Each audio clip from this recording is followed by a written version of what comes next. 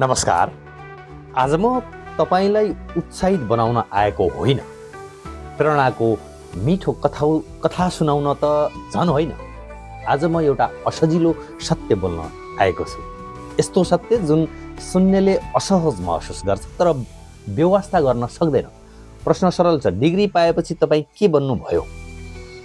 जति पढे पनि, जति डिग्री जोडे पनि अन्ततः कुनै न कुनै निकाय, कुनै न कुनै संस्था, कुनै न कुनै संरचनाको अनुबन्धमै बाँधिनु छ भने धिक्कार छ त्यो डिग्रीलाई।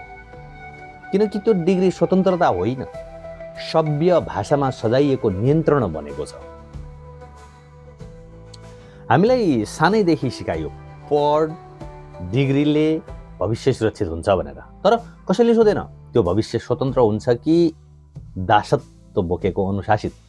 पढाएपछि पनि गलतलाई गलत भन्न डर लाग्छ भने, सत्य बोल्दा जागिर जान्छ कि भन्ने चिन्ता आउँछ भने, संस्थाको लोगो देखेर विवेक मौन बस्छ भने त्यो शिक्षा होइन, तालिम प्राप्त दासत्व हो। हामी ठुलो गर्वका साथ भन्छौँ, सरकारी जागिर खान्छु, नभए विदेश जान्छु, नभए राजनीति गर्छु।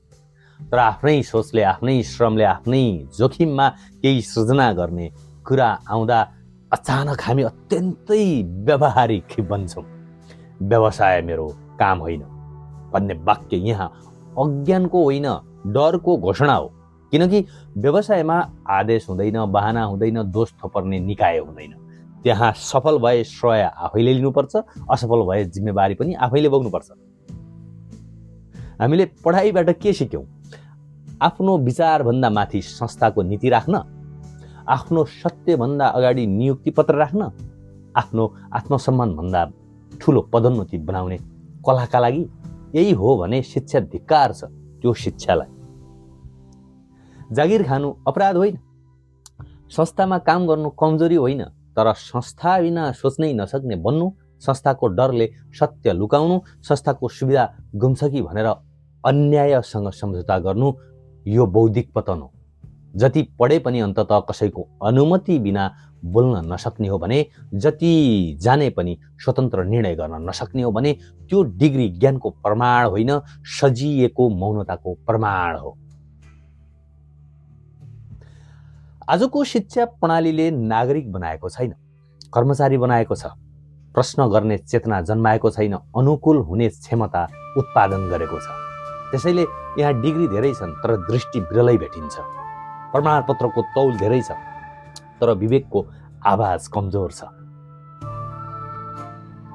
युवा अवस्थालाई मेरो अनुरोध छ, एकपटक आफैसँग इमान्दार भएर सोध्नुहोस्, डिग्रीले मलाई बनायो कि बाँध्यो? मैले पढेर स्वतन्त्रता पाएँ कि सुरक्षित दासत्व? यदि उत्तर स्पष्ट छैन भने समस्या तपाईँको क्षमतामा होइन, तपाईँलाई सिकाइएको लक्ष्यमा छ। अन्ततः दास नै भएर बाँच्नु छ भने पढाइ किन? डिग्रीको धाक किन? डरलाई इज्जतको नाम दिएर कागजलाई मुकुट बनाउनु कहिलेसम्म? नेपाललाई थप प्रमाणपत्र चाहिएको छैन, थप प्रश्न चाहिएको छ। थप आज्ञाकारी कर्मचारी होइन, थप आत्मनिर्भर चेतना चाहिएको छ। संस्थामा काम गर तर संस्था बिना सोच्न पनि सिक भने जस्तो भयो। जागिरले विवेक नखाओस् है। यदि यो कुरा तपाईलाई चिसो लाग्यो भने सायद यो सत्य हो, यदि असहज लाग्यो भने सायद यो तपाईका लागि नै थियो। बाँकी त हुँदै जान्छ, बित्दै जान्छ, समयका कुरा हुन् है। आजलाई यति नै। बाँकी अर्को प्रसङ्ग लिएर म अर्को भिडियो मार्फत प्रस्तुत गर्नेछु। त्यतिसम्मका लागि तपाईलाई यो मन पर्यो भने सेयर गर्नुहोस्। यदि मन परेन भने किन मन परेन लेख्नुहोस्। खण्डन गरौँला, कुरा गरौँला।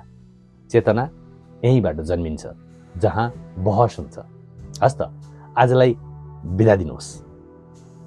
नमस्कार।